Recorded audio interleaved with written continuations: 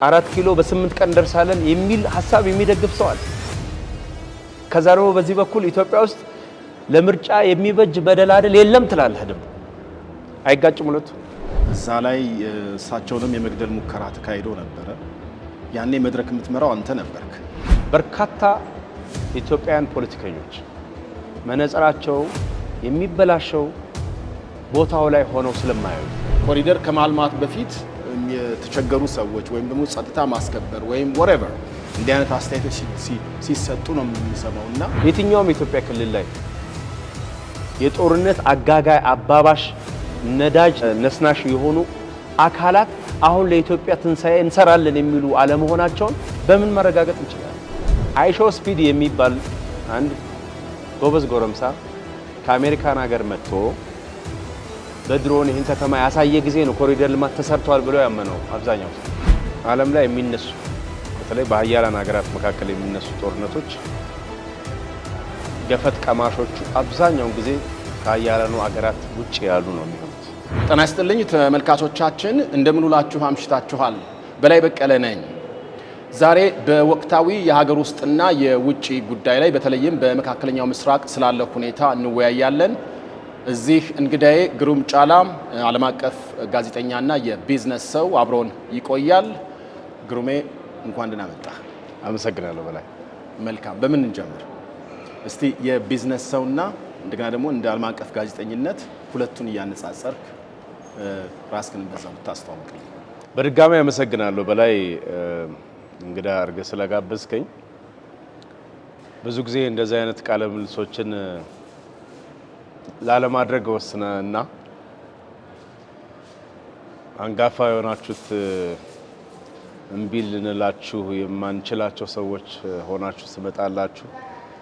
ስለዚህ ለእናንተ ያለንም ክብር የሙያ አንጋፋነታችሁንም ቦታ ለመስጠት በሚል ነውና ያም ሆነ ይህ አመሰግናለሁ ስለጋበዝከኝ። እኔ እንግዲህ ያው ለረጅም ዓመታት በዓለም አቀፍ ጋዜጠኝነት ሰርቻለሁ። አሁንም አናሊሲስ በመስጠትም የሚዲያ ተቋማትን በማማከርም እየሰራው ነው ያለሁት በዓለም አቀፍ ደረጃ። በተጓዳኝ እንዳልከው የቢዝነስ ስራዎችን እየሰራው ነው ያለሁት። ሀገራችን ላይ አለ የሚባለውን የቢዝነስ እድል፣ የንግድ እድል መጠቀም እንፈልጋለን። ማናችንም ይህንን ብናደርግ ተገቢ ነው ብዬ አስባለሁ። ሕጉና ስርዓቱ በሚፈቅደው መንገድ ዜጎች ሀብት የማፍራት ሕገ መንግስታዊ መብት ስላላቸው እንኳን አይደለም በሀገራቸው በስደትም ይህንን ለማከናወን ይጥራሉና እኛም ወደ ሀገራችን ተመልሰን እድለኞች ነን። ከብዙ ዓመታት የውጭ ሀገራት የስራ መንከራተት በኋላ ሀብት ለማፍራት ወይም ያሉንን ሀብቶች የበለጠ ለማጎልበት ለማበልጸግ እየሞከርን ያለ ነው። በዚህም ምክንያት አሁን ያለንበትን ህንፃ ጨምሮ ሌሎችም የንግድ ዘርፎች ላይ ተሰማርተን እየሰራን እንገኛለን። መልካም። ግሩምን እኔ ሳስታውስ በግል ከዓመታት በፊት ጠቅላይ ሚኒስትር አብይ አህመድ በተገኙበት በመስቀል አደባባይ ትልቅ ዝግጅት ነበርና እዛ ላይ እሳቸውንም የመግደል ሙከራ ተካሂዶ ነበረ። ያኔ መድረክ የምትመራው አንተ ነበርክ። እንዴት ነበር ያን ሲቹዌሽኑ የነበረው? ከዛ በኋላስ ምን ተፈጠረ? ሰኔ 16 7-8 ዓመት በፊት በወቅቱ እንዳልከው መድረክ መሪ እኔ የነበርኩት። ነገር ግን እዛ ቦታ ላይ ለመገኘት ከመወሰኔ በፊት በነበረኝ ዓለም አቀፍ ሚዲያ ስራ ምክንያት በወቅቱ ሞሪታኒያ በሚባል ሀገር ይከናወን የነበረ የአፍሪካ ህብረት የመሪዎች ጉባኤ ላይ የዓለም አቀፍ ሚዲያ ዘገባ ስራ መስራት ነበረብኝና ትኬት ተቆርጦ እዛም ያሉ የስራ ባልደረቦቻችን እኛን የሚጠብቁበት ጊዜ ነበርና ጥቂት ቀናት ልዩነት ውስጥ እዛ መሆን ነው የነበረብኝ። ነገር ግን ይህንን ከሚያስተባብሩ ሰዎች ከመሪዎችም በተደረገልኝ ጥሪ ምክንያት እንዲሁም የሀገሬ ህዝብ የሚገኝበት መድረክ ነውና የመሪዎቻችንን ቪዥን በእኔ አንደበት ሊነገር የሚችል ነገር ካለ ማገዝ የምችልበት ሁኔታ ካለ በሚል ቦታው ላይ ተገኝቻለሁ። በጣም ቆንጆ የሚባል የህዝብ ድጋፍ የነበረበት ሰልፍ ነው። በጣም በርካታ ሚሊዮኖች የተገኙበት ነው። ምናልባትም ብዙ ሚሊዮኖች በፖለቲካል ተመሳሳይ መሰባሰቦች ላይ ይሄን ያክል ቁጥር ያለው ተገኝቶ እንደሆነ አላስታውስም። በእምነት ጉዳዮች በሌላዎች ሊሆን ይችል ይሆናል። በፖለቲካ ግን ይሄን ያክል ህዝብ በአንድ ቦታ ላይ ተሰብስቦ በእኛ ሀገር ታሪክ የደገፈበትን አላስታውስም። ሊሳሳት ይችል ይሆናል። ነገር ግን እጅግ አመርቂ የሆነ እጅግ የሚያስደስት ኢትዮጵያዊነትን የበለጠ እንድትወደው የሚያደርግ ቀን ነበር። ነገር ግን እንዳልከው የዚህ ዓላማ የዚህ መሰባሰብ ጉዳይ ማይቢ ያልተዋጠላቸው ግለሰቦች ወይም የተሰባሰቡ ሰዎችም ሊሆኑ ይችላሉ። በወቅቱ የፈረንጆቹ ግሪኔድን የሚሉት የእጅ ቦምብ ይመስለኛል ውርወራ ተደርጎ የጠቅላይ ሚኒስትሩን ህይወት ለመንጠቅ አብሮ ተያይዞም እዛ የነበርነውም ሰዎች ለአደጋ የሚጥል ነገር ተከስቷል። ያልተጠበቀ ነው። በጣም ሴኩሪቲው ጠንካራ ነበረ ተብሎ ነው የሚታሰበው። በዛን ቀን በየመንገዱ ተደራራቢ ፍተሻዎች የነበሩበት የጸጥታ አካላት ከፌደራል ፖሊስ ከአዲስ አበባ ፖሊስ እስከ ደህንነት ሰዎች በጥብቅ የሚከታተሉት የነበረ ነው። ሰው ተፈትሾ እንዲያልፍ የተደረገበት ነው። እንግዲህ በመካከል ያ ፍንዳታ በሚከሰት ጊዜ ፕሮግራሙን ለማጠቃለል ጥረት የማደርግበት ጊዜ ነው የነበረው። በጣም አስጨናቂ ነው። እንደምታውቀው በርካታ ሚሊዮኖች የተሰበሰቡበት ለዛውም የሀገርህ መሪ ከሀገርህ ህዝብ ጋር ታሪካዊ የሆነ ግንኙነት የፈጠረበት የተላለፉ መልእክቶች እስከ ዛሬም ድረስ በልባችን ያሉ ጠንካራ መልእክቶች የተላለፉበት ነውና ያ ቦምብ በሚፈነዳበት ጊዜ እኛም አላወቅንም ቦምብ ነው ብለን መጨረሻ በዛች ፍራክሽን ኦፍ ሰከንድ በእኔ በነበርኩበት ቀኝ በኩል ነበር ነው ሜቢ ቪዲዮዎቹን ማግኘት ይችላል ከዩቲዩብ ላይ የፈነዳው። እንግዲህ ሁለት ምርጫ ነው የነበረኝ እኔ እንደግለሰብ ወይም ያንን ኃላፊነት ወስዶ እንደሚወስድ ምን ይባላል ደግሰ የሚያበላሸው የሚያሳምረው ማጋፋሪ ነው የሚባለው። ምክንያቱም ደጋሹ እዛ ጋር ምንም ሊያደርግ ስለማይችል እና ብዙ ኃላፊነቶች ነበሩብኝ። አንዱ ድንጋጤ ተሰምቶኛል እንደ ሰው፣ ሁለተኛ ደግሞ ይሄ ሁሉ ህዝብ ምን ይፈጠርበታል የሚል ነገር ደግሞ በዛችሁ ሰከንድ አስቤያለሁ። የሚገርምህ ነገር ከዛ ጊዜ በፊት ዩጋንዳ ላይ የቴሮሪስት ጥቃት ዓለም ዋንጫ በነበረበት ጊዜ ይሁን አፍሪካ ዋንጫ በነበረበት ጊዜ ተፈጽሞ ያውቃል። እንደዚህ አይነት ያክል ሚሊዮኖች ባይገኙበትም በሆኑ ሰዎች ተሰብስበው ኳስ በሚመለከቱበት ቦታ ላይ ትንሽ ቦምብ በማፈንዳት ዓላማው የነበረው ተረጋግጦ ስታምፒድ የሚሉት ፈረንጆቹ ተረጋግጦ ጉዳት እንዲደርስና በርካታ ሰዎች ህይወታቸውን አጥተዋል። በዛ እዚህ ላይ ደግሞ በመረጋገጥ ምን ሊፈጠር እንደሚችል መገመት ይቻላል። የመጣው ቢመጣም መሪዎቹ ወደ ደህንነቱ ወደ ተጠበቀ ስፍራ በሚሄዱበት ወቅት እኔ ቀርቼ ህዝቡን ተረጋጉ ማለት ነበረብኝና አንዳንዱ ሰው በእርግጥ አላወቀም፣ ርችት እየመሰለው ይደገም ሚልም ሰው ነበር። ብዙ ሰው ሳገኝ ባይዘዌ ያንን ቀን ያነሱብኛል ብዙ ጊዜና ተረጋጉ ብለን ያንን ከመረጋገጥ በተቻለ መጠን ህዝቡን ደህንነቱ እንዲጠበቅ ተደርጓል። ሜቢ አንድ ሰው ይመስለኛል በዛ ቦታ ላይ የነበረ ሰው ህይወቱ ያለፈው እንጂ ያ ሁሉ ሚሊዮን ሰው በደህንነት ወደ ቤቱ እንዲገባ ተደርጓልና ከዛ በኋላ የነበረው ኢንቨስቲጌሽን የሚያሳየው ያ አይ ቲንክ የተደረገው ነገር ህዝቡን ለማረጋጋት የተሄደበት የተወሰኑ ደቂቃዎች ስራ ህዝቡን በደህና እንዲመለስ የታስበው የነበረም ትልቅ አደጋ ከነበረ እንዳይኖር አድርገዋልና በሱ በጣም ደስታም ኩራትም ይሰማኛል። ሌላው እስቲ ወደ ሀገር አሁን በዚህ ወቅት ስለ ወቅታዊ ጉዳይ እንምጣና ግሩሜ ምርጫ ምንድን ነው ላንተ? ለምሳሌ አሁን የምርጫ ቅስቀሳ ላይ ነን ያለ ነው እና በዚህ ምርጫ ምንድን ነው ላንተ? እኛ ሀገር ላይ ምርጫ አይ ቲንክ ለ7 ወይ ለ8ኛ ጊዜ የሚከናወነው ይሄ ምርጫ ጉዳይ ህዝቡ የፈለገውን ያመነበትን የፖለቲካ ፓርቲ ወይም ምናልባት በሚቀጥሉት ጊዜያት በግለሰብ ደረጃ ከፓርላሜንታሪ ወደ ፕሬዚደንሻል ሲስተም ከመጣን ልክ አሜሪካን ሀገር ወይም ሌሎች እንደምናየው በቀጥታ በላይን ወይም ግሩምን ለመምረጥ ወይም ከበደን አየለን ለመምረጥ የሚደረጉ እንቅስቃሴዎች ሊኖሩ ይችላሉ። ስለዚህ እንደ አጠቃላይ ምርጫ በአንድ ሀገር ላይ ህዝብ ይመራኛል፣ ህልሜን ያሳካል፣ የዲሞክራሲ ስርዓትን የበለጠ ያሰርጻል፣ የተጀመሩ ልማቶችን ደግሞ ግብ ያደርሳል ብሎ የሚያስባቸውን መብቴን ያስጠብቃል፣ ደህንነትን ያስጠብቃል የሚላቸውን ግለሰቦች፣ ፓርቲዎች የሚመርጥበት ነው ብዬ ነው የማስበው። ስለዚህ በዚህ ወቅት ያለውን በአሁኑ ወቅት ያለውን የምርጫ ሂደት እንዴት ነው እየተከታተልክ ያለው? ብዙዎች ወይም ደግሞ ከተለያዩ ወገኖች የምንሰማው ይሄ ምርጫ ለይምሰል ነው መንግስት የሚያካሂደው እንጂ ኦልሬዲ ማን እንደሚያሸንፍ የታወቀበት ነው የሚል አስተያየት ይሰጣሉና በአጠቃላይ እንዴት አገኘው? እንዴት በዚህ ወቅት እየተካሄደ ያለውን የምርጫ ቀስቀሳ የምርጫ ሂደት? ቀደም ሲል እንዳልነው የምርጫ ጉዳይ አንዱ የዲሞክራሲ ስርዓት ግንባታ ማስፈጸሚያ ማስረጫ መንገድ፣ ምክንያቱም ህዝብና መሪው በምን አይነት መንገድ የስልጣን መሰላል ላይ ይወጣል የሚባልበት መንገድ ነው። ለምንድን ነው ከተባለ በአንድ ሀገር ላይ ምርጫ ባይደረግ ምን ይፈጠራል የሚለውን በብዙ ሀገራት አይተናል። አንዳንዱ ሀገር ለራሱ አድቫንቴጅ ተጠቅመውበታል።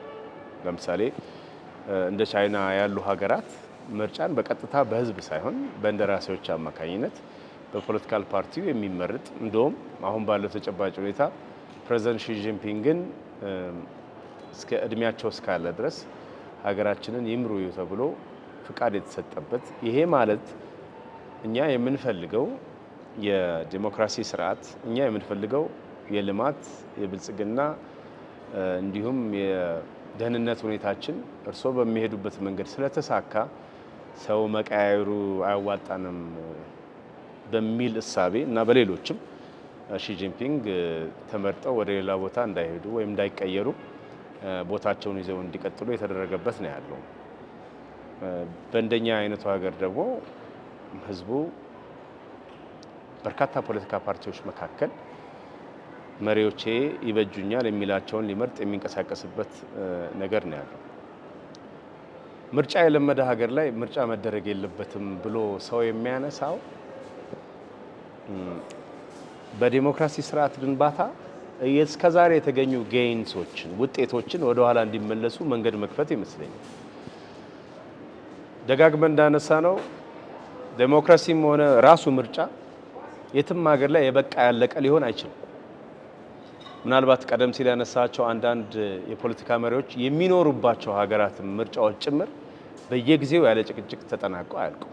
ለምሳሌ ያለፈው የአሜሪካ ምርጫ ውጤት እንዴት ነበር የተደረገው? ውጤቱ ላይስ የውጭ ሀገራት ተጽዕኖ፣ ለምሳሌ የመጀመሪያው የፕሬዝዳንት ዶናልድ ትራምፕ ምርጫ የራሻ እጅ እንዳለበት ውስጥ ለውስጥም ቢሆን ፕሬዝደንቱ ባላቸው የኢኮኖሚውም ይሁን የፖለቲካ አቅም ተጽዕኖ ፈጥረው እዛ እንደደረሱ ፐርሃፕስ ፍርድ ቤት ጭምር በተደጋጋሚ ተቃዋሚ ፓርቲ መሪዎች የሄዱበት ነው። ይሄ ማለት እንደ አሜሪካን አይነት የዳበረ የፖለቲካል ሲስተም የምርጫና የዲሞክራሲ ሲስተም ያላቸው ሀገራትም ጭምር በምርጫ ውጤቶች ምክንያት ውዝግብ ውስጥ ይገባሉ። ስለዚህ አብዛኛው ህብረተሰብ አንመርጥም ብሎ ወደ ቤቱ የቀረ ሊኖር ይችላል።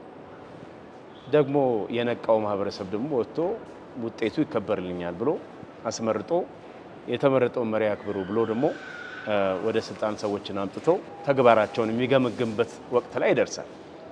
ስለዚህ ዴሞክራሲ ወይም የምርጫ ስርዓትን አሁን በምናየው ተጨባጭ ሁኔታ የበቃ ነው ያለቀ ነው ተብሎ ስለማይታሰብ ይሄም ፕሮሰስ ስለሆነ እንደው ምርጫውን አቁመነው በሚቀጥለው ብናደርገው ይሻላል ተብሎ ለነገ የሚሸጋገር ስራ አይደለም።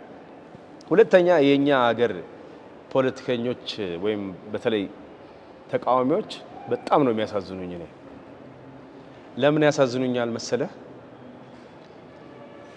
ኤክስ የሚባል የሀገር መሪን መቃወም አንድ ጉዳይ ሆነው ሀገር ላይ ያለ ኢንትረስት መቼ ነው በፖለቲካ ተቃዋሚዎች አይን በሙሉ የሚታየው? መቼ ነው?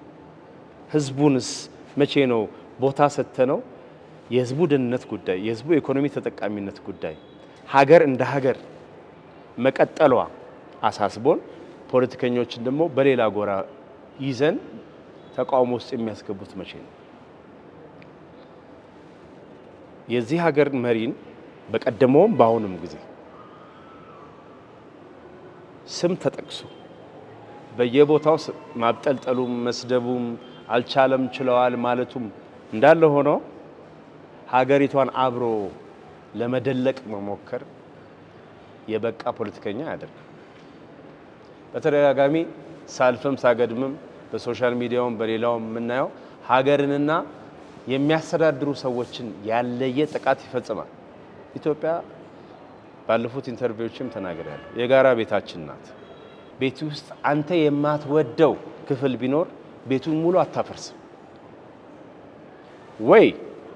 ሰዎች የተሻለ የፖለቲካ ዓላማ አለን፣ ማኒፌስቶአችን ይሄ ነው፣ ይሄን ደግሞ በተግባር ተገምግመን ልናረጋግጥ እንችላለን፣ ህዝቡ ይፍረደን ብሎ መምጣት አንድ ነገር ነው። ይሄ የሰለጠነ የፖለቲካ አካሄድ ነው። የሆነ ሀገር ላይ ተቀምጦ ሰው ህዝቡ በየቀኑ የሚያሳልፈውን በጎ ያልሆነ ነገርም የማያይ ለራሱ ደህንነት ብቻ የሚጨነቅ ሰው እዚህ ሀገር ላይ ወርቅ ማዝነብ እችላለሁ ብቻ የአንድ የሁለት ወር አየር ስጡኝ ቢል ሊታመን አይችልም። እያንዳንዱ የፖለቲካ አመራር ተግባሩ እንጂ ወሬው ለኢትዮጵያ ህዝብ አይጠቅመው። ለሀገራችን ህዝብ እኛን ጨምሮ የሚጠቅመን ልትመሩን የምትፈልጉ ሰዎች በመጀመሪያ ደረጃ እናንተ ተግባቡ። ሲቀጥል ልትመሩን የምትፈልጉ ሰዎች ህዝቡ ላይ ስሩ።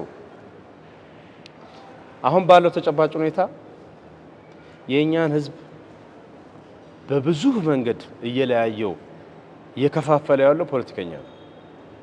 ሀገሪቷን የብዙ ሰራተኞች፣ ምርታማ ሰዎች፣ ተምረው ሀገር የሚቀይሩ፣ ዳር ድንበር የሚያስጠብቁ፣ ውጤታማ ስነ ምግባር ያላቸው ዜጎች ማድረግ የሚያስፈልግበት ወቅት ነው።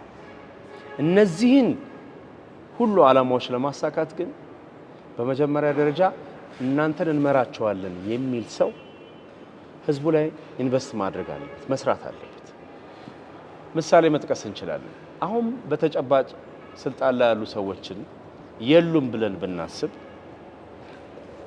በዚህ ወቅት ደግሞ ኢትዮጵያ ውስጥ ገብተን ስልጣን አግኝተን ህዝቡን እንመራዋለን የሚሉ ሰዎች ደግሞ ተተክተው ቢመጡ እያየን ያለነው መከፋፈል ሊጠፋ ይችላል። አሁን ባለው ሁኔታ ህዝቡ ከታች ጀምሮ የኔ ብሔር ካልተመረጠ አገር ሰላም አይሆንም፣ የኔ ጎሳ ካልተመረጠ አገር ሰላም አይሆንም፣ የኔ ጓደኛ ካልተመረጠ አገር ሰላም አይሆንም ብሎ እንዲያስብ የተደረገበት ሁኔታ ስላለ ወደፊትስ ቢሆኑ የልጅ ልጆቻችን መሪዎች በሚሆኑበት ጊዜ ያልተመቸ መደላድል መሬት ላይ ካለ ለመመራት የሚያመች የህብረተሰባዊ አስተሳሰብ ሙሉ ሆነ ትብብር መንግስታት ማያገኙ ከሆነ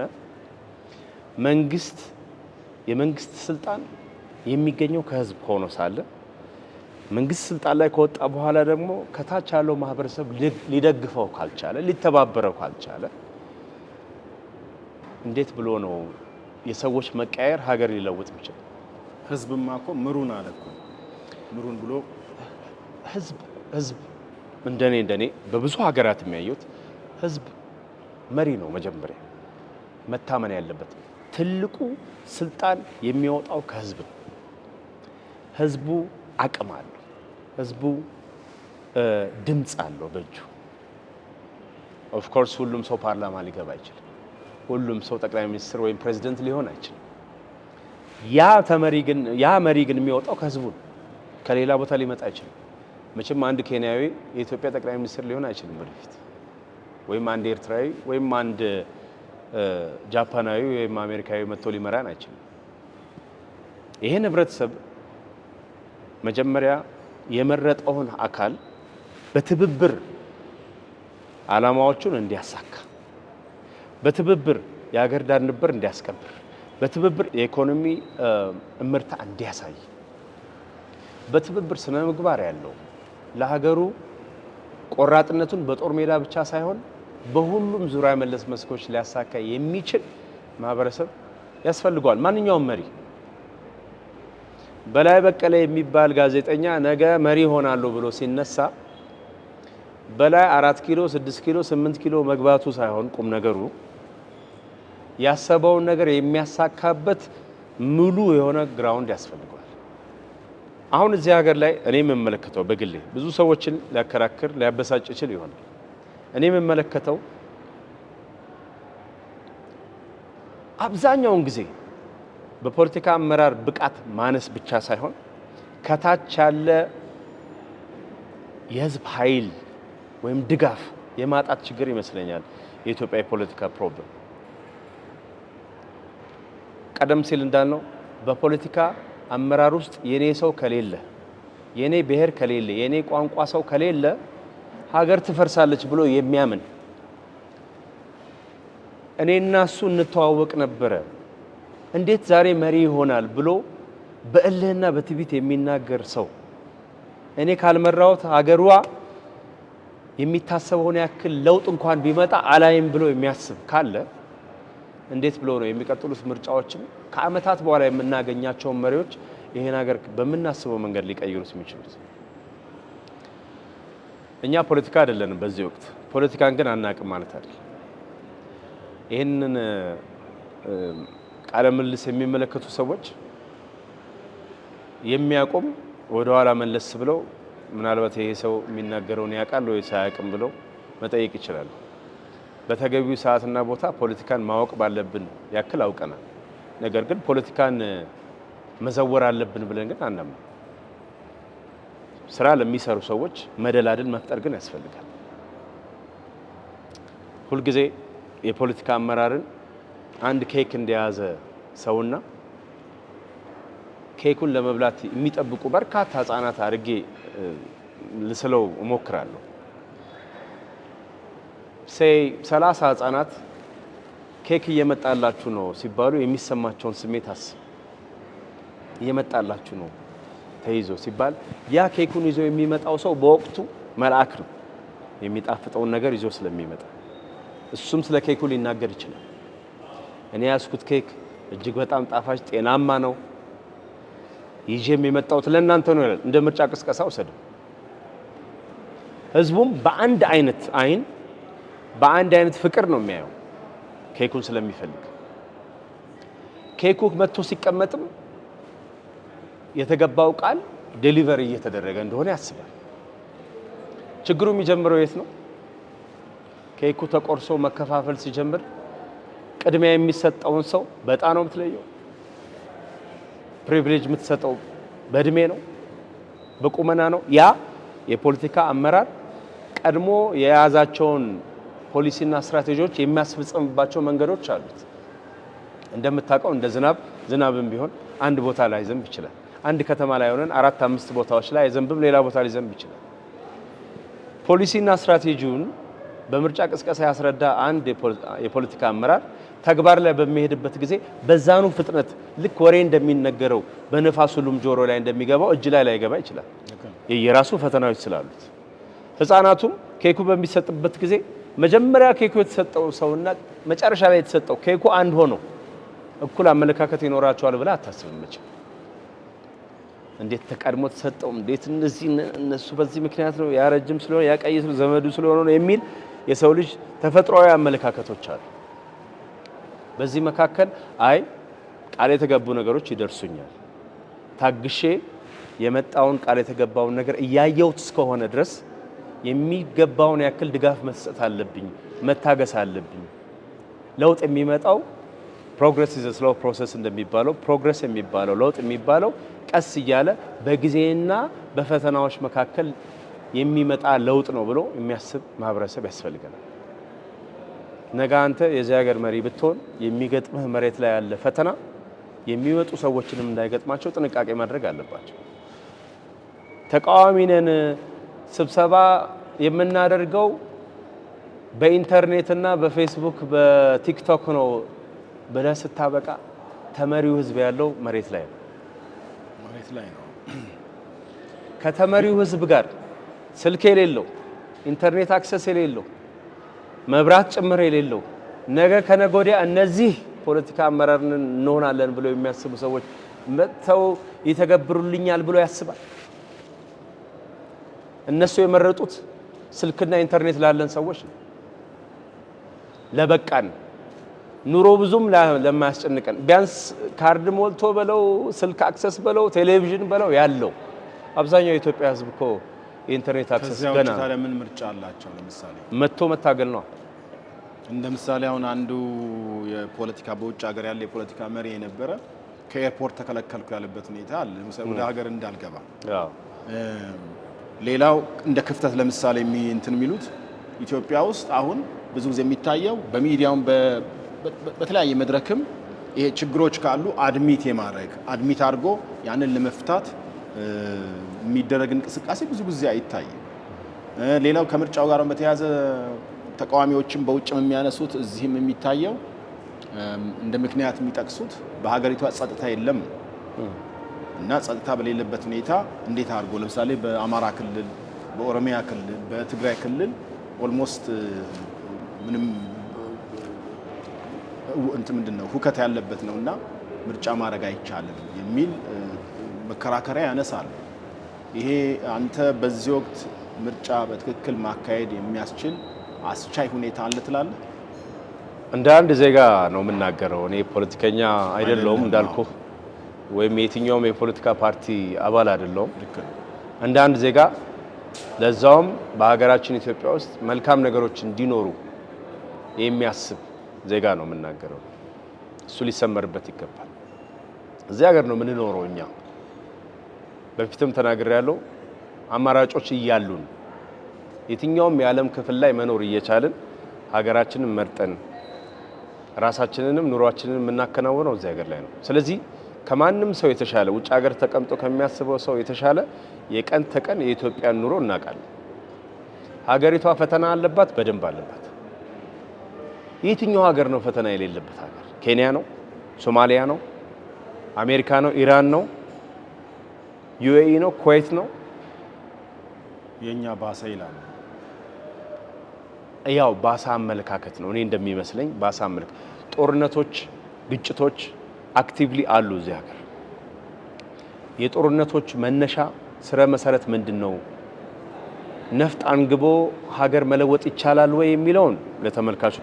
ጦርነቱ ግን እንዲባባስ ሁልጊዜ የምናገረው ነገር አለን። ጦርነት ደጋፊ ከሌለው አይቀጥልም። እንድታውቀው የትም ዓለም ላይ ጦርነት ደጋፊ ከሌለው አይቀጥልም። በዚህ በኩል ጦርነት ይቁም የሚለው ሰውዬ በዛ በኩል መሳሪያ ሸማች መሆኑን በምን ማረጋገጥ እንችላለን? እኛ ዜጎቹ የትኛውም የኢትዮጵያ ክልል ላይ የጦርነት አጋጋይ አባባሽ ነዳጅ ነስናሽ የሆኑ አካላት አሁን ለኢትዮጵያ ትንሳኤ እንሰራለን የሚሉ አለመሆናቸውን በምን ማረጋገጥ እንችላለን? የህዝቡን ኑሮ ከፈተና ወደ ትልቅ ችግር ለመመለስ ለማባባስ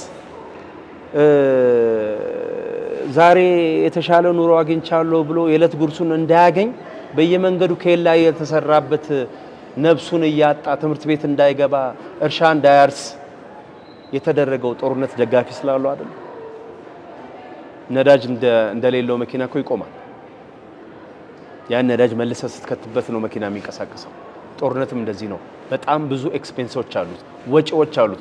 ወጪዎቹን ከቨር የሚያደርግ አካል አለ ማለት ነው።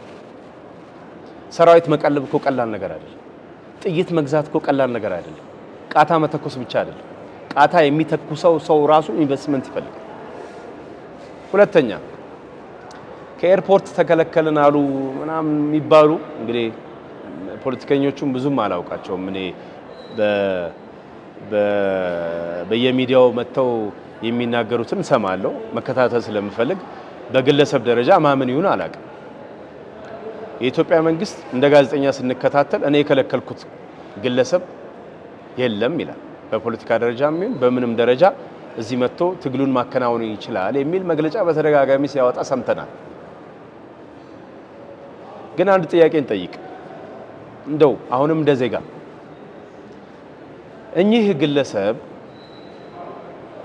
እስከ ዛሬ ድረስ በፖለቲካ ውስጥ ውለው አድረዋል።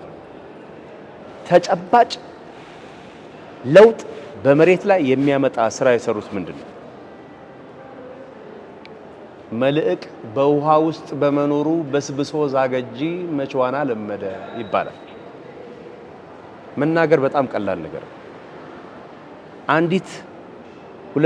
አንዲት ነገር ሳትሰራ ወደ ሁለተኛ ቴዎሬቲካል ወሬ መሄድ ለኢትዮጵያ የሚበጃት ነገር የለም። አንዳንድ ፖለቲከኞች ሊበቃቸው ይገባል። አልቻሉም። በቃ ህዝቡ ሀሳባቸውን አልገዛም። እነሱም ቢሆን ያመኑበት ይመስለኛል።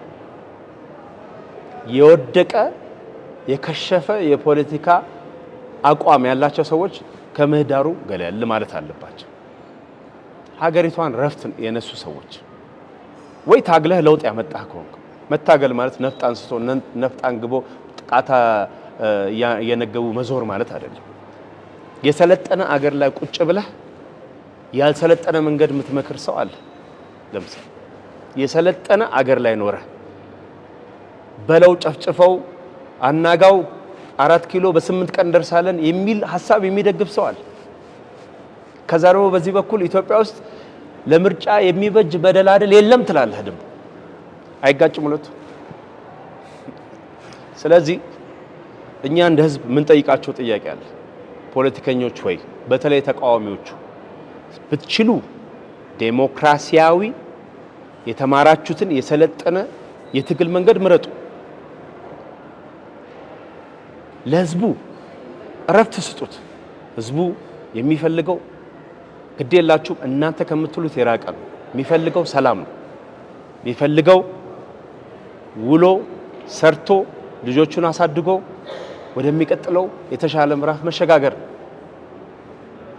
ጠባጫሪነትን አይፈልግም። በቅቶታል። የኢትዮጵያ ህዝብ ምናልባትም ከአብዛኛው አፍሪካ ሀገራት በላይ የጦርነትን መራርነት አይቷል።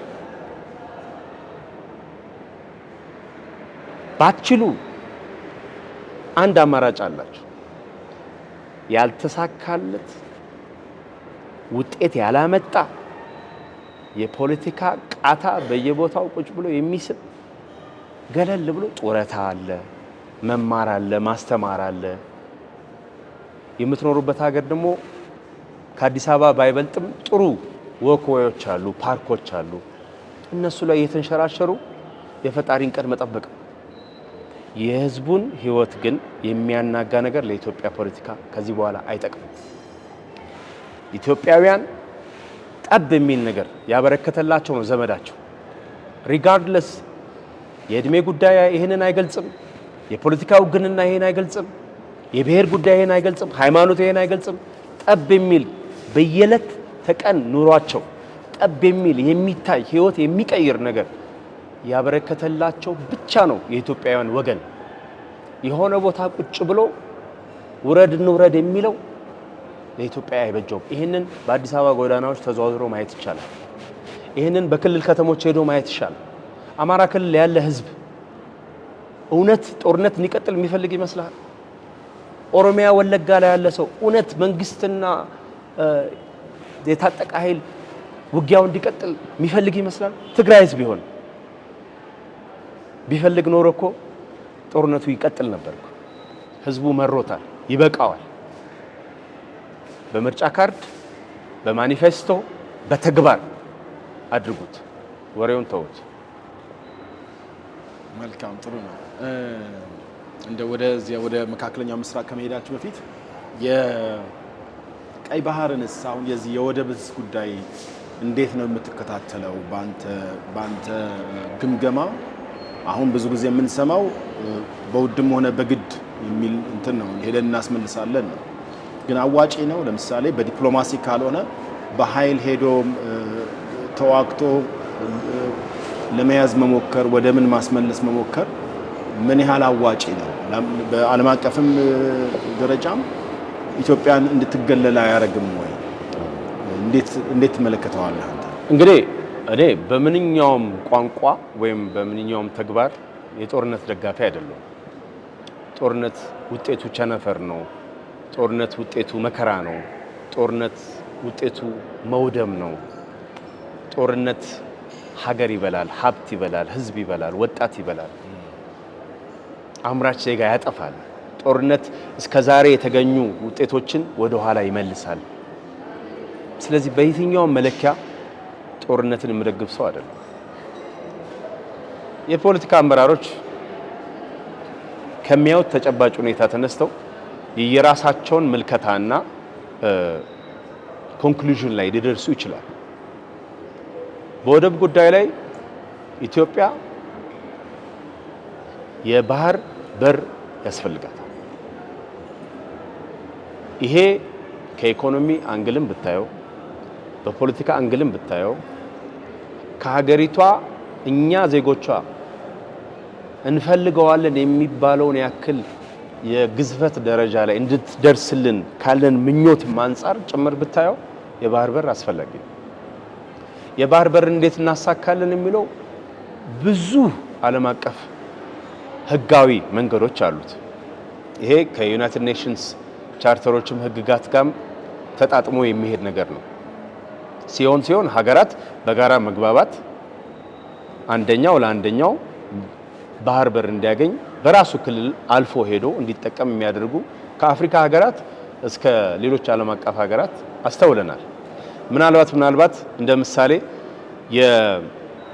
የዲአርሲ የዲሞክራቲክ ሪፐብሊክ ኦፍ ኮንጎ ሌሎች ታች ያሉ የደቡባዊ አፍሪካ ሀገራት የወደብ አክሰስ መንገዶችን ካርታ ላይ ገብተህ ብታያቸው በስሌት የተደረጉ ናቸው። አንዳንድ ሀገራት የብሳቸው እጅግ በጣም ትልልቅ ይሁንና ባህሩ የራቀ ነገር ግን በሌላ ሀገር ክልል ውስጥ ማለፍ የሚገባቸው ሆነው ሲገኝ እነሱን የመፍቀድ የካርታ የማስተካከል ስራዎች የተሰሩ የሚመስሉ አሉ።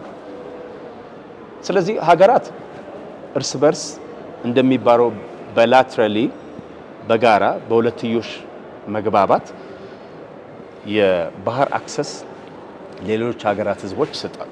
አብሮ መኖርን ከግምት በማስገባት የኢኮኖሚክ መስተጋበርን ከግምት በማስገባት አብሮ በመስራት ሁለታችንም ሀገራት ተባብረን ማደግ እንችላለን የሚሉ ጽንሰ ሀሳቦችን ከግምት በማስገባት ይሄን ያደርጋሉ።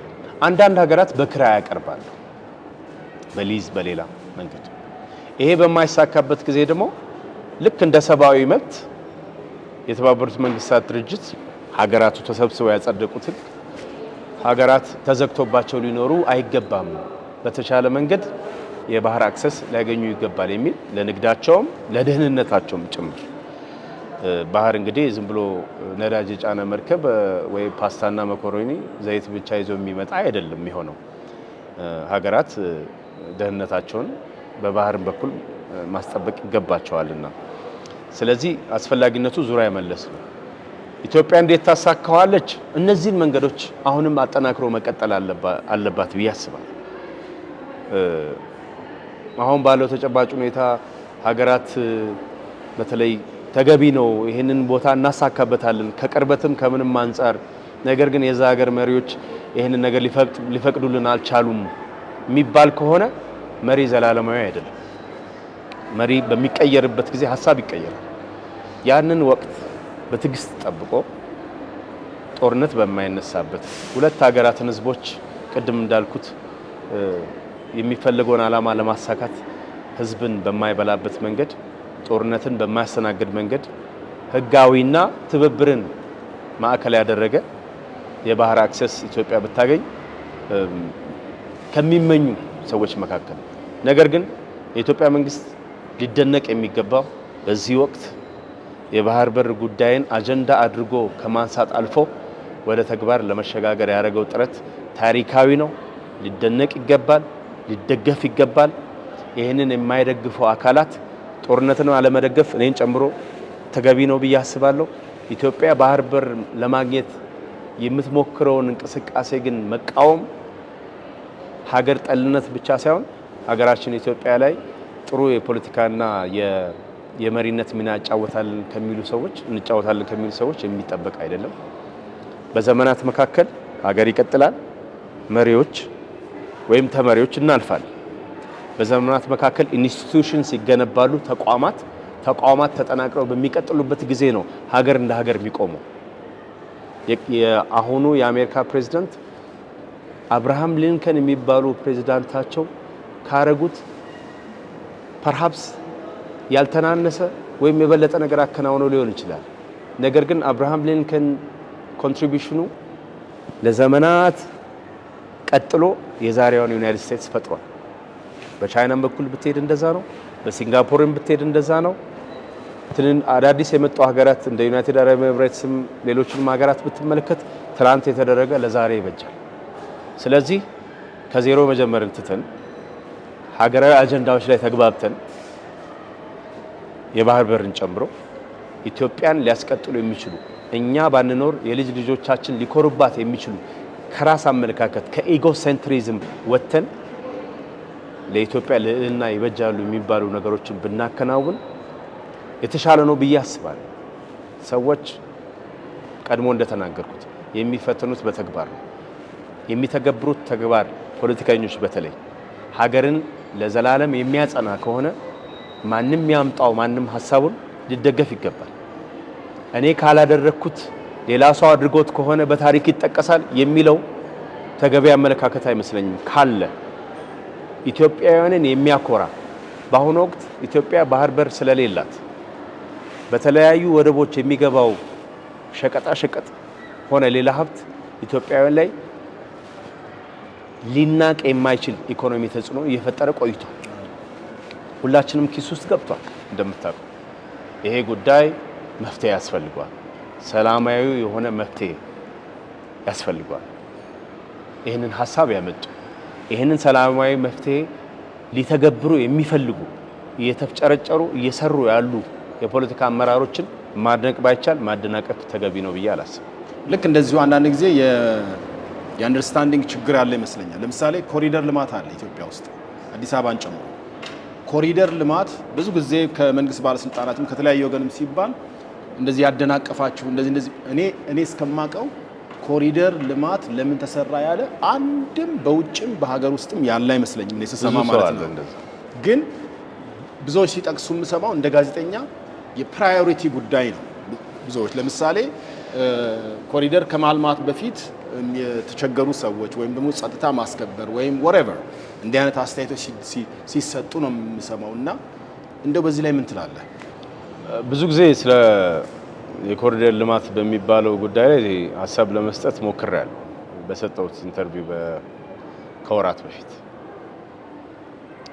የቅደም ተከተል ጉዳይ ሁል ጊዜ የሚነሳ ነው።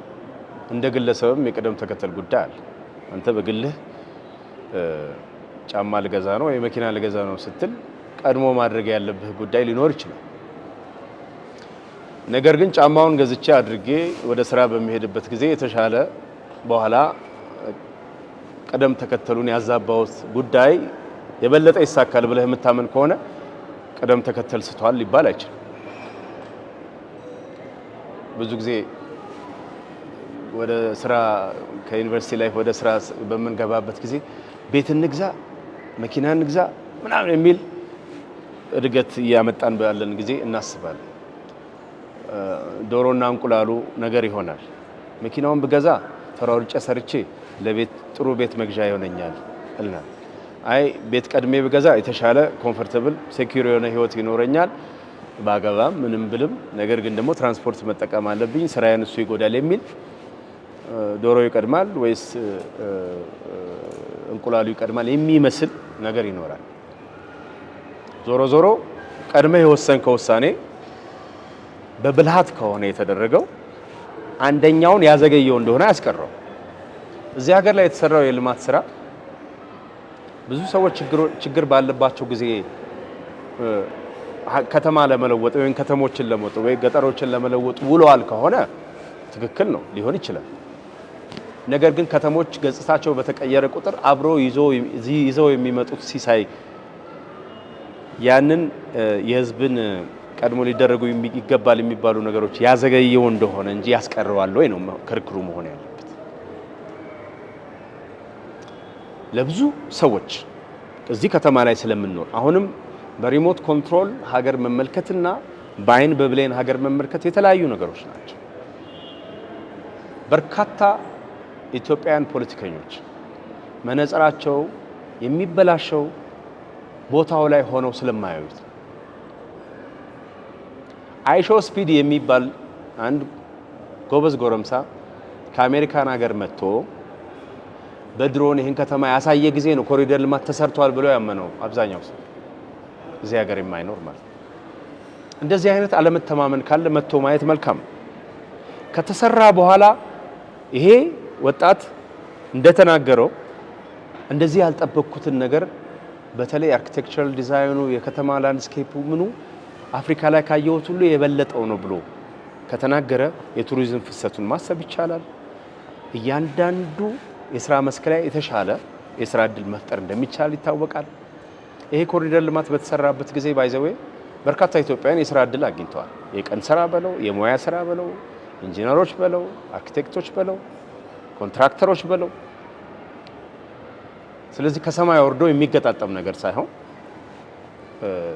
የሰዎች ህይወት ላይ ፖዚቲቭ የሆነ ለውጥ የሚያመጣ ነው። በዚህ መካከል ብዙ ጊዜ እንደተነገረው ኑሯቸው የተስተጓጎለ፣ በዚህ መካከል ቢዝነሳቸው የተበላሸ ሰዎች ሊኖሩ ይችላሉ። እኔ እስከማውቀው ድረስ አብዛኞቹ ኮምፐንሴት ተደርገው የተሻሉ ቦታዎች የተሰጣቸው ሰዎች አሉ።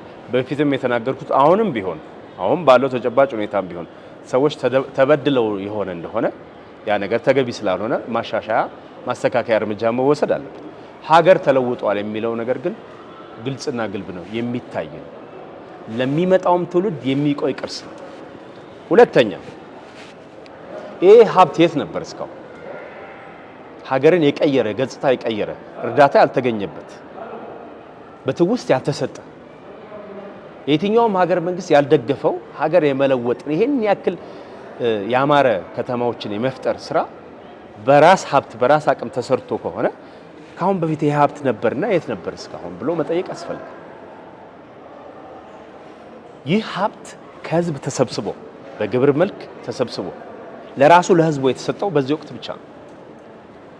እጻጾች ሊኖሩት ይችላሉ፣ ጉድለቶች ሊኖሩት ይችላሉ። ነገር ግን ህዝቡ የከፈለው ግብር የቱ ጋር እንደዋለ አሁን ማየት ይችላል። የኮራፕሽን ጉዳዮች የለም ማለት አይደለም።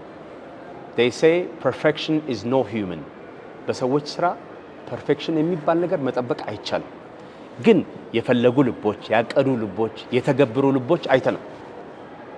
ሌት ተቀን የሮጡ ልቦች፣ እጆች፣ እግሮች የሰሩ አይተናል። ይህን መካድ አያስፈልግም። ምክንያቱም ነገ በላይ በቀለም ሲሰራው ክህደት ከቀጠለ ሀገር የትም አይደርስም። ስለዚህ ቀና ቀናውን መደገፍ፣ አፍ አውጥቶ ቀና ቀናውን ይሄ ጉዳይ እኮ ጥሩ ነው ነገር ግን ብሎ ሀሳብ መጀመር፣ ንግግር መጀመር ብልሃት ብቻ ሳይሆን ትክክለኛነት ነው፣ ስነ ምግባርም ነው። እዚህ ሀገር ላይ ሁሉ ነገር አሸር ባሸር ነው ብሎ የሚነሳ ፖለቲከኛ ህዝቡ ይታዘበዋል። ሁሉም ነገር አሸር ባሸር አይደለም። እጻጾች አሉ፣ እነሱ እናርማቸው። ነገር ግን ኤክስ ዋይ ዜድ በጎ ተግባራት አሉ። ነገ ፖለቲከኛ መሪ የሚባል በ10 ዓመት ይምጣ በ20 ዓመት ይምጣ አሁን ያለው መንግስት የሰራው መንገድ ላይ መኪና አልነዳም ይላል ወይ ወክ አላደርግም ይላል አይልም። የመጀመሪያው የስልጣን ባለቤት ህዝብ ነው። ህዝብን የሚጠቅም ስራ ሲሰራ ደግሞ እመራዋለሁ የሚል አካል ማድነቅ፣ ማክበር፣ ቦታ መስጠት ይገባዋል። ችግሮችን በጋራ መታገል ስለሚቻል ማለት ነው። ስለዚህ የኮሪደር ልማት ስራ የምንኮራበት ነው እንደ ዜጎች። ሌሎች ሀገራት ላይ ስንሄድ የምንቀናባቸው ነገሮች እዛ አይተናል። እኔ ብዙ ጊዜ ኬፕ ታውንን አውቃለሁ፣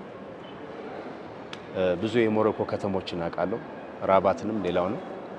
ደስ የሚሉ የአውሮፓ ቫይብ ያላቸው ከተሞች የሰለጠኑ ሰዎች ያሉበት አይተናል። ኢንፍራስትራክቸርን በተመለከተ ማለት ነው። እዚህ ላይ ደግሞ ያንን ማየታችን የሚያስደስት ነገር ነው።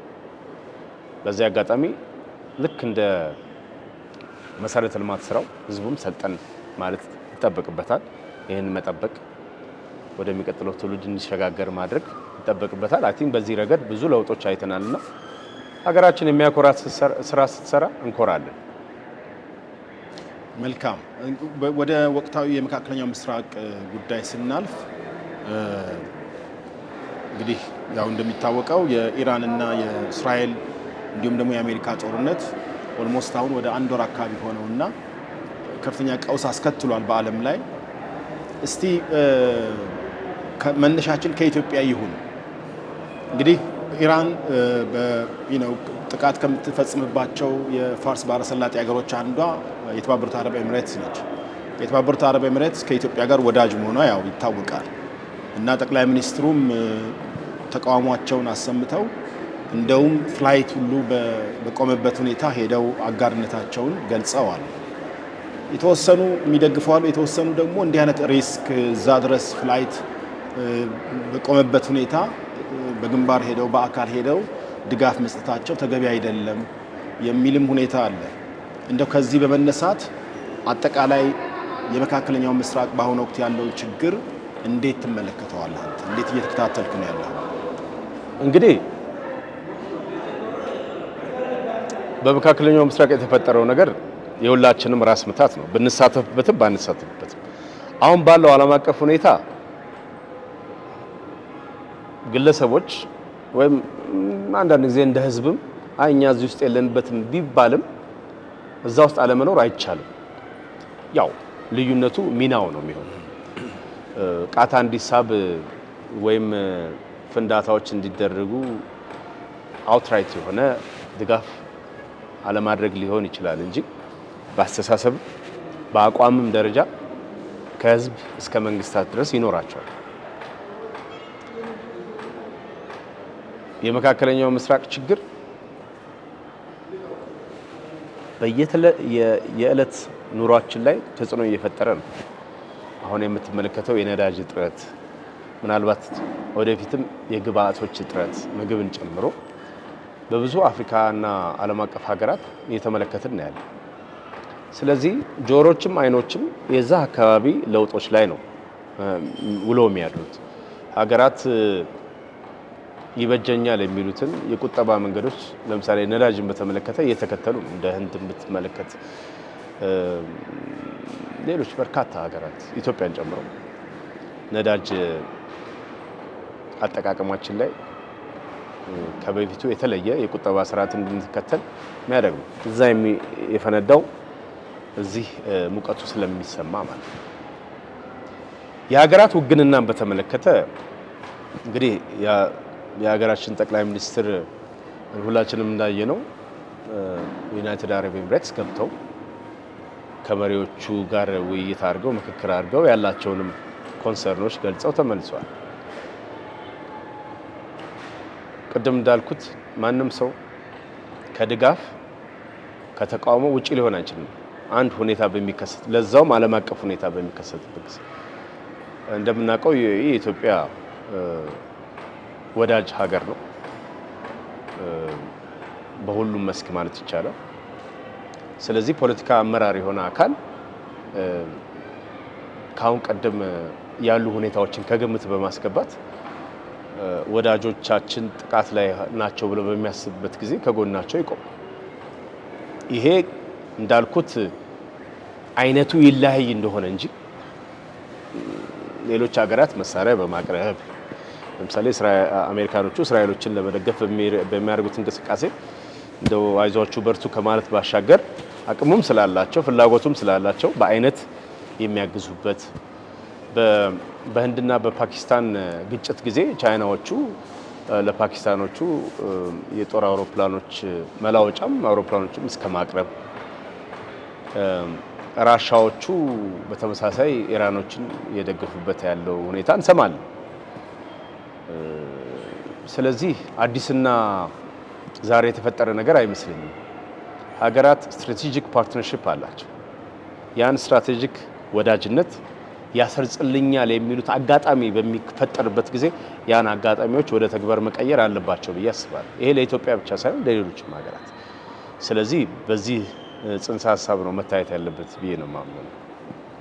መልካም እንግዲህ ወደ ጦርነቱ እንምጣና በተለይ የዛ የሆርሙዝ ሰርጥ መዘጋት ያው ኦልሞስት የዓለምን ጉሮሮ እንትን እያለ እየቆረጠ ያለበት ሁኔታ ነው ያለው እና እሱንስ እንዴት ተከታተልከው? ሁለተኛ የኢራን አሁን የት ነው የሚያስኬዳቸው? እንግዲህ የኢራን አገዛዝ እንደምናውቀው ወደ 40 ዓመት አካባቢ ነው። አሁን በሙሉ አለቁ፣ ከላይ እስከታች መሪዎቹ እያለቁ ናቸው እና እንዴት ነው ድርድሩስ? ወደፊትስ እንዴት ነው የሚፈታው? አሁን ያለው ሁኔታ የእነ አሜሪካንስ ወረራ እንዴት ነው? በአጠቃላይ አሁን ዓለም መዳኘት ያለበት በምን ሁኔታ ነው? ይሄን ጦርነት ሁለት ነገር መናገር የምፈልገው በዚህ ጉዳይ ተመልካቹም እንዲታዘብ የምፈልገው ነገር ወደፊት በሚፈጠረው እንደ ዓለም አቀፍ ሁኔታ ግምትም ልትወስደው ትችላለህ። ግምታችን ከተሳካ እንግዲህ ወይም እሳት ጋብዘኛል፣ ካልሆነ እኔ ጋብዛለሁ። አንደኛው አሁን ባለው ተጨባጭ ሁኔታ በአየር ላይ የሚደረጉ በድሮንም በለው ከጦር መርከቦች የተነሳም በለው በጦር አውሮፕላኖችም በለው የሚደረጉ እርስ በርስ የሚደረጉ ጥቃቶች ዘላቂነት የላቸው። እንደምታውቀው ውድም ነው ይህን ማከናወን። ሲቀጥል ደግሞ ሪሶርስም ቢሆን ያልቃል። ውጤታማነቱም በሚሊተሪ አይን ሲታይ የሚሊተሪ ሰዎች ሲነግሩ የሚፈልገውን ያክል አይደርስም። ስለዚህ ይሄ ግጭት በዚሁ አይነት መንገድ ከሆነ የመቀጠል ነገሩ እጅግ አነስተኛ። እንዳየኸውም የአሜሪካው መሪም ቢሆኑ ውይይት እያደረግን ስለሆነ ቆይ ጋባ አድርጉ እንዲያቆሙ፣ ከዛ ደግሞ መልሶ የመመታታት ነገሩ ይኖራል። ስለዚህ በዚህ አይነት መንገድ የረጅም ጊዜ ይቆያል የሚል እምነት የለኝም ካየ ነው።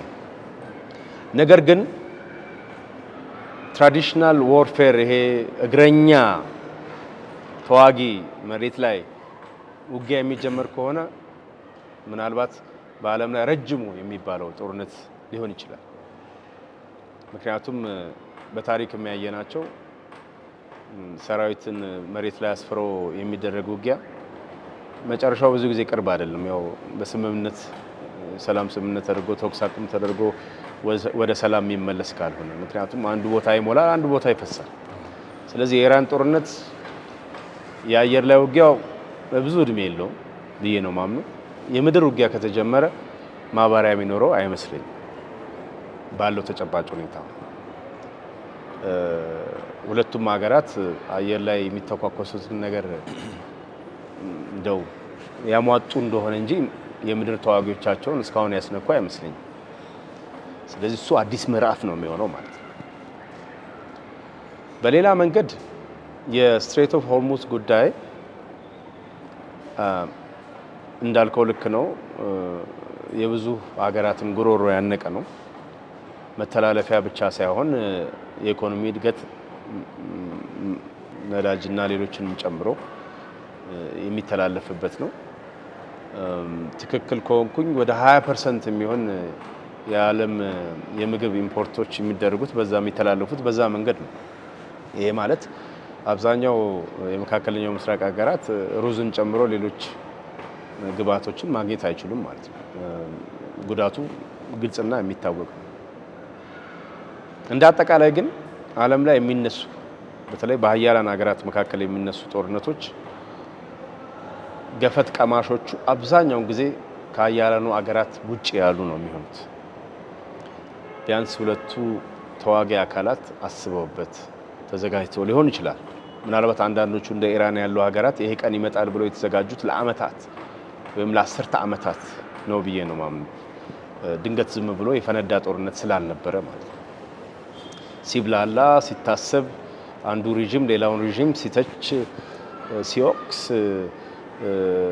አጠፋዋለሁ እንደዚህ ያደርገዋለሁ ሲል የነበረበት ነው። የፖለቲካ አመለካከት ብቻ ሳይሆን የዘመናት ቁርሾ ውጤት ነው አሁን ያለው ተጨባጭ ሁኔታ። ነገር ግን ጦርነቱን እኛ አላስጀመርነውም እና እኛ ልናስቆመው አንችልም። አንዱ በጸሎት ነው፣ አንደኛው ደግሞ የዛ የጦርነት አካል ላለመሆን መሞከር ነው። በተለይ አዳጊ ሀገራት ማድረግ የሚገባቸው ብዬ ማስብ አዳጊ ሀገራትን ተውና የበለጸጉትም ሀገራት ቢሆኑ እንደ እንግሊዝ ያሉ የታወቁ ታሪካዊ የአሜሪካ አጋሮች እንደ ጃፓን ያሉትንም ጨምሮ ፈረንሳዮችንም ሌሎችንም መውሰድ ይችላል። ጦርነት ውስጥ ላለመካፈል ውሳኔ አሳልፈዋል። እነዚህ ሀገራትን ወደ ጦርነት የሚያመጣቸው አንድ ነገር ብቻ ነው፣ ኢኮኖሚ ምክንያት። የዚህ የስትሬት ኦፍ ሆርሙዝ ጉዳይ የባህር መተላለፊያው ጉዳይ በዚሁ ከቀጠለ ሀገራትን በበርካታ መንገዶች ጉዳቱ እየሰፋ እየቀጠለ ህዝቦቻቸውን እያስጨነቀ ስለሚሄድ ያለው አማራጭ መርከቦቻቸውን እያጀቡ ማሳለፍ የሚባል አማራጭ ሊመጣ ይችላል። በዛን ጊዜ ሀገራት ተሳትፏቸውን ሊያረጋግጡ ይችላሉ። ይሄ ማለትን ቀጥተኛ ጦርነቱ የተጀመረበትን ዓላማ መደገፍ ነው ማለት አይደለም። ራሳቸውን ፕሮቴክት ለማድረግ ህዝቦቻቸውን ከሚመጣው ጉዳት ወይም ከተራዘመ ጊዜ ጉዳት ለመጠበቅ የሚያደርጉት እንቅስቃሴ ነውና ይሄ በህግም ቢሆን ጀስቲፋይድ ነው፣ የሚከለከል ነገር አይደለም። ስለዚህ ይሄ ሆኖ ሲያበቃ ሀገራት መርከቦቻቸውን ቢሆን ለማስተላለፍ የጦር አካሎቻቸውን ቢልኩ ጉዳዩን የበለጠ ያፋፍመዋል ብዬ ነው ማስበው። ምክንያቱም ኢራኖቹም ይሄ ቦታ አንቀን ብንይዘው ተዋጊዎቻችን ላይ ወይም ተቀናቃኞቻችን ላይ ተጽዕኖ ይፈጥራል ብለው ነውና የሚያስቡት። ያ ስትሬት ኦፍ ሆርሙዝ ከእጃቸው መውጣት የእነሱን ሽንፈት ያፋጥነዋል እና የሚመጣውን መርከብ ሊዋጋቸውን የመጣ ለማስተላለፍ ነው የመጣው ብለው የሚተውት አይመስለኝም። ስለዚህ ያው ዞሮ ሲፈራ የነበረው ቀጣዩ የዓለም ጦርነት ሊያረጋግጥ ይችላል ብዬ አስባለሁ። አሜሪካ ሀያል ሀገር ናት፣ ጠንካራ ሀገር ናት። አሜሪካኖቹ የሚሄዱበት መንገድ ያዋጣናል ብለው ያሰቡት ነገር የሚታሰበውን ያክል ግን ለውጥ አምጥቷል ብዬ አላስብም። ሰላም የሁሉም ጊዜ መፍትሄ ነው። በድርድር በንግግር ነገሮችን መፍታት ያስፈልጋል። እናንተ ማናችሁና ነው ይሄንን የምትመክሩት ከተባለ ካየነው እንጂ አቅም ኖሮን አይደለም የምንናገረው። ምክንያቱም የጦርነት ሁሉ መጨረሻ ተነጋግሮ በጠረጴዛ ዙሪያ መክሮ መጨረስ ነው። በቃታ ተጀምሮ በቃታ ያለቀ ጦርነት አላውቅም። ይሄ ደግሞ የዓለም አቀፍ ህብረተሰብን እያሳተፈ ያለ በቀጥታም ሆነ በተዘዋዋሪ ያለ ስለሆነ ውጤቱ እጅግ የከፋ ይሆናል ብዬ ነው የማስበው። ስለዚህ ዓለም አቀፍ መሪዎች በአንድም ሆነ በሌላ መልኩ የእኛን እድል መጻኢ እድል እየወሰኑ ስለሆነ ተረጋግተው ቢያስቡ እንመኛለን፣ ጸሎት እናደርጋለን። የዚህ ጦርነት መጨረሻ ግን በተለይ የምድር ለምድር ውጊያ ከተጀመረ ማባሪያ የሌለው አደገኛ ሁኔታ ነውና እንደኛ ያሉ ሀገራት አማራጭ የኃይል ምንጮችን፣ አማራጭ የምግብ አቅርቦት ምንጮችን እንደ ኢትዮጵያን ኤርላይንስ ያሉ ደግሞ አማራጭ ወይም ደግሞ አድቫንቴጅ ከዚህ ሁኔታ ለመውሰድ ሙከራ ማድረግ። ምንም ይሁን ምን ዓለም ትቀጥላለች። ፖለቲካ ሊበላሽ ይችላል። ጦርነት መከራ ሊያመጣ ይችላል። በተለይ በዚህ ተጨባጭ ሁኔታ መሳሪያ ወደ አንተ አካባቢ እስካልተተኮሰ ድረስ የኢኮኖሚክ ሪዝኒንጎቹ ምናልባት ለአሁኑ ሊያስቸግሩ ይሆናል እንጂ መፍትሄያቸውን ማምጣት ይቻላል። ለምሳሌ የዳንጎቴ ግሩፕ ከናይጄሪያ ወደ ተለያዩ የአፍሪካ ሀገራት፣ ናይጄሪያ እንደምታውቀው ትልቁ የነዳጅ አምራች ሀገር ነው በአፍሪካ። አፍሪካን በነዳጅ አቅርቦት ማስተሳሰር የሚችል አቅምም ያለው ሀገር ነው። እኚህ ባለሀብት እያጣሩ የሚልኳቸው የነዳጅ ምርቶች ለብዙ የአፍሪካ ሀገራት ተስፋ የሚሰጡ ናቸው ብዬ ነው የማስበው። ስለዚህ ችግር መፍትሄ ስለሚወልድ መሪዎች ይህንን ቁጭ ብለው ተመልክተው ለውጥ የሚያመጡበት ነገር መፈጠር አለበት ብዬ ነው የማስበው። በዛኛውም ቀጠና ቢሆን አሁን በሳውዲ አቋርጦ የሚያልፈው መስመር ባህሩን እየተወ ነዳጅን በቀን ከሚሊዮን በርሜል በላይ ከ7 ሚሊዮን በርሜል በላይ እያስተላለፈ ነው ያለው። በእርግጥ የሆርሙዝ ባህር መተላለፊያ ከ20 ሚሊዮን በርሜል በላይ ነው በቀን የሚያስተላልፈው። ቁጥሩ የተራራቀ ነው። አማራጩ ባይኖር ኖሮ ምን ይፈጠራል የሚለውን ደግሞ ከግምት ማስገባት ያስፈልጋል። ስለዚህ የዛም አካባቢ ሀገራትና መንግስታት ይሄንን ጉዳይ ዛሬ ቢፈታም ለቀጣይ ምን መሆን አለበት የሚለውን የሚያስቡ ይመስለኛል፣ የሚያቅዱ ይመስለኛል። አንዳንድ ጊዜ ሰዎች እንዲህ ብለን ስንናገር ማይፈጠር ይመስለዋል። የሰው ልጅ ስልጣኔ እጅግ የተራቀቀበት ዘመን ላይ ነው የምንኖረው። አንድ ጊዜ የጻፍኩት ነገር አለ። አሌክዛንደር ዘ ግሬት የሚባል መሪ ከክርስቶስ ልደት በፊት በአሁኗ ሊባኖስ ይመስለኛል አንድን ቦታ ማስገበር ፈልጎ ደሴት ነገር ነችና ቀስት በሚወረወርበት ጊዜ የሱ ሰዎች ባህር አቋርጠው እዛች ላይ መዋጋት አልቻሉ። ስለዚህ በጣም በታሪክ ትልቁን የሚባል ውሳኔ ይወስናል። በዛ ጊዜ ባልነበረ እውቀት ባህሩን በሚፈራርሱ ነገሮች በመሙላት ያንን ደሴት ከየብሱ ጋር የማገናኘት ስራ እንዲሰራ አዞ በመሃል ላይ የተሰዉ ሰዎች ተሰውተው እስከ ዛሬም ድረስ በአካል የሚታይ ሁለቱን መሬቶች የማገናኘት ስራ ሰርቷል ከክርስቶስ ልደት በፊት። ያን በማድረጉ ያንን አካባቢ መግዛትና ማስገበር ችሏል። ታዲያ በ2026 ዓመተ ምህረት በኋላ የሰው ልጅ የኢንጂነሪንግ እውቀት ገደብ ይኖረዋል ወይስ አይኖረውም ብሎ ማሰብ ያስፈልጋል። እሱን ለተመልካች እንተዋለን። አሁን እንደገና ተከትሎ ደግሞ የዚህ የየመንም ስጋት እየፈጠረ ነው። የሁቲ የዚህ የፕሮክሲ በጣም እሱ ነው ከባድ እየሆነ ያለውና ከትላንት ወዲያ ነው ትላንትና ያው በአንድ ወሩ ተቀላቅሏል ጦርነቱ። ይሄስ አሁን ቀይ ባህር ላይ የሚተላልፉ መርከቦችን እመታለሁ እያለ ነው። ተጨማሪ እሱም ስጋት ፈጥሯልና እንዴት ነው በቀጣይ ስም ይሆነው? ሁቲዎቹ እንደምታውቀው ቁርሾ አላቸው ከእስራኤሎቹም ከአሜሪካኖቹም ጋር። ባለፈው በነበረው ይሄ ጦርነት እንደምታስታውሰው እስራኤሎቹ ኢራንን ማጥቃት አለብን ብለው ከወራት በፊት የሞከሩት እንደ ፕሮቫ ድሮ ፊልም ስናይ መጀመሪያ ላይ የሚታየው ፕሪቪው የተሰራበት ነው። ምን ይፈጠራል ምን አይፈጠርም የሚለው በዛን ወቅት እስራኤልን በጽኑ የሚቃወሙ ስለሆኑ ሁቲዎቹ እና ደግሞ ፓለስታይኖችንም ሌሎችንም የሚደግፉ ስለሆኑ እስራኤል ላይ ጥቃቶችን አድርገዋል። የአሜሪካ የጦር መርከቦችንም መተዋል እንደምታውቀው። በነገራችን ላይ ሁቲዎቹ የማይናቅ አቅም አላቸው። እንደው ዝም ብሎ የሰፈር የተሰባሰበ የጦር ኃይሎች አይደሉም። ኢራኖቹም በአግባቡ የሚደግፏቸው ናቸው ሁቲዎቹ። ለዚህ ነው አሜሪካኖቹም በስለላዎቻቸውም በጦር ኃይሎቻቸውም እነሱን ግምትና ቦታ ሰጥተው አስፈላጊውን ጥንቃቄ የሚያደርጉት። ውጊያን በሚነሳበት ጊዜ መከላከል የሚያከናውኑት፣ ማጥቃት የሚደረገው በዚህ ነው። ሁቲዎቹ ከእስራኤልና አሜሪካኖቹ ብቻ ሳይሆን ከሳውዲዎቹም ጋር ቁርሾ አላቸው እንደምታውቀውና በተደጋጋሚ በአካባቢው ላይ ተጽዕኖ የሚፈጥሩ ናቸው። የራሳቸው ፖለቲካል አመለካከት አላቸው። ፖለቲካሊ የፈረሰ ሀገር ላይ ነው የሚኖሩት። ስለዚህ የተደራጀ የፖለቲካል ስምምነት ሊደረግበት የሚችል መዋቅር ያላቸው ብዬ አላምንም። ሚሊተሪያቸው ግን ጠንካራ ነው። ስለዚህ የነሱ እዚህ ውጊያ ውስጥ መሳተፍ ነገሮችን ያባብስ እንደሆነ እንጂ ተንቆ የሚተው ነገር አይደለም። ስጋቱን እየጨመረው ነው ያለው።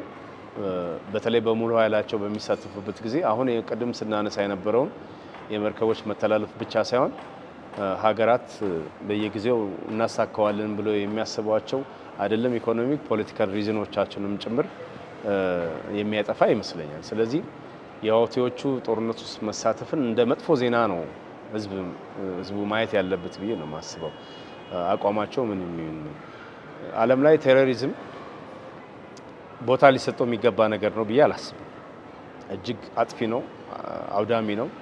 ጦርነቶች እንደሚያደርጉት በተለይ ደግሞ ይሄ በህግና በምህርህ የሚደረግ ነገር ስላልሆነ ጉዳት የሚያደርስ ይመስለኛል።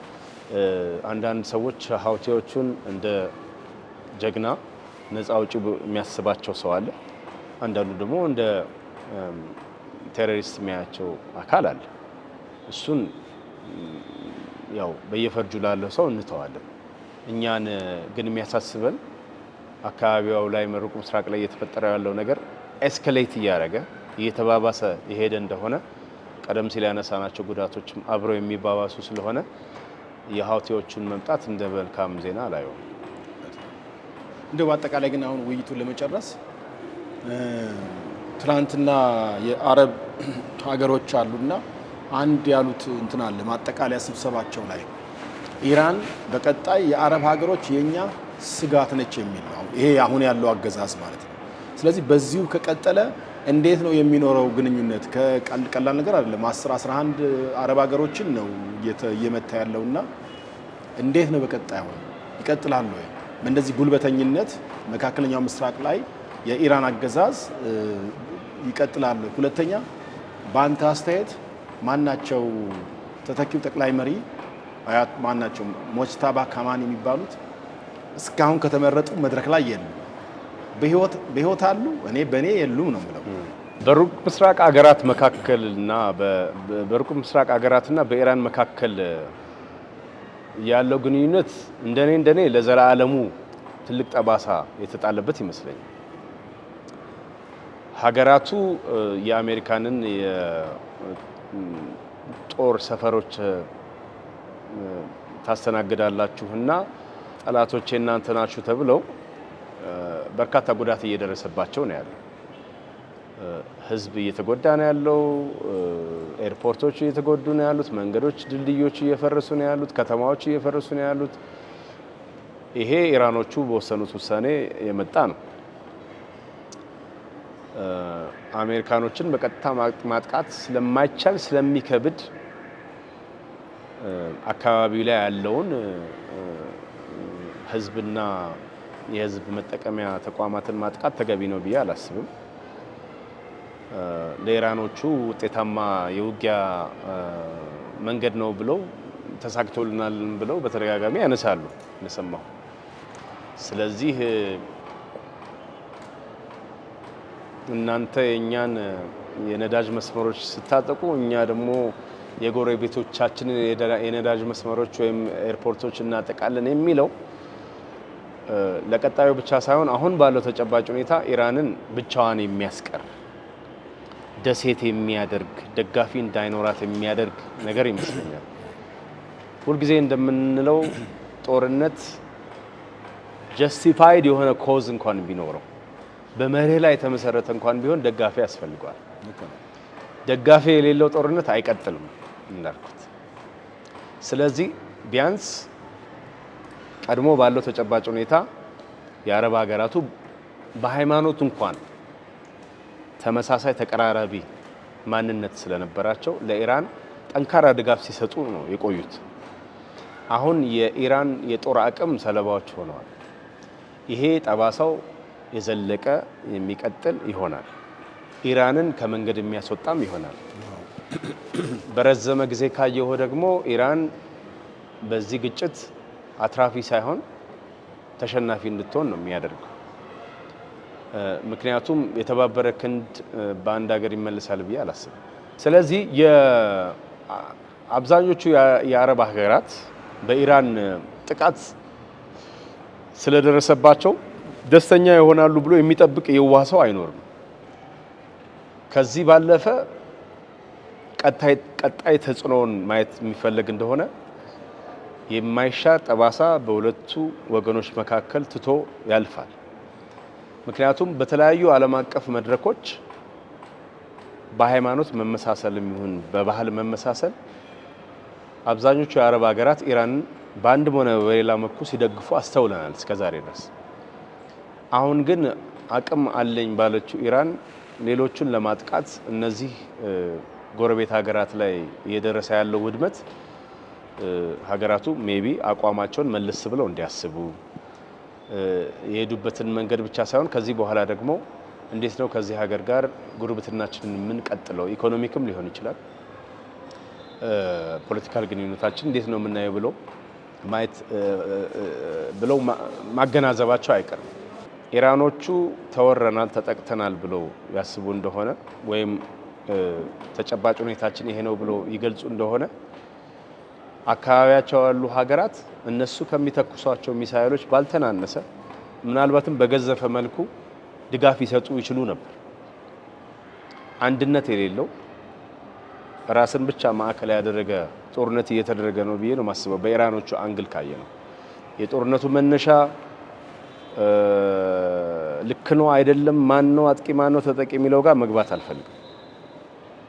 ጎረቤቶችን በተመለከተ ግን እዛ ውስጥ የሚኖሩ ህዝቦች እንዲህ አይነት የጦር ሰፈሮችን የጠላቶቻችንን ውስጣችሁ አስቀምጣችኋልና እዚህ በተተኮሰብኝ ቁጥር እናንተን አጠቃለሁ የሚለው ታሪካዊ ስህተት ይመስለኛል። እነዚህ ሀገራት ኢራንን ለማስጠቃት ብለው አይመስለኝም አብዛኞቹ ጦር ሰፈር የፈቀዱት። በሁለቱ ሀገራት መካከል በዩናይትድ ስቴትስ እና በኦማን፣ በዩናይትድ ስቴትስ እና በዩኤኢ በሌሎች ሀገራት መካከል ባለ መስተጋብር፣ ፖለቲካል መግባባት፣ ኢኮኖሚክ መግባባት ምክንያት የጦር ሰፈር ተከፍቶ ሊሆን ይችላል። ለምሳሌ ጅቡቲ በርካታ የጦር ሰፈሮች አላት። ከዛ መካከል ጃፓኖቹ ወይ አሜሪካኖቹ ወይም ቻይናዎቹ ኢትዮጵያን ቢያጠቁ ለካ ለዚህ ነበር እኛን ለማስጠቃት ነው ጦር ሰፈሮችን እዚህ ያዘጋጀሽው ብሎ ጅቡቲን በቀጥታ ማጥቃት ተገቢ ነው ብዬ አላስብም። በዛን ወቅት ስምምነቶቹ በተፈረሙበት ወቅት ጠላቶቻችሁን እኛ እናስገባለን ተብሎ ማንም የሚያደርግ የለም። የራሱን ባይላተራል ሪሌሽንሺፕ የሁለትዮሽ ግንኙነት ከግምት አስገብቶ ነው አንድ ሀገር ለሌላ ሀገር አክሰስ የሚፈቅደው።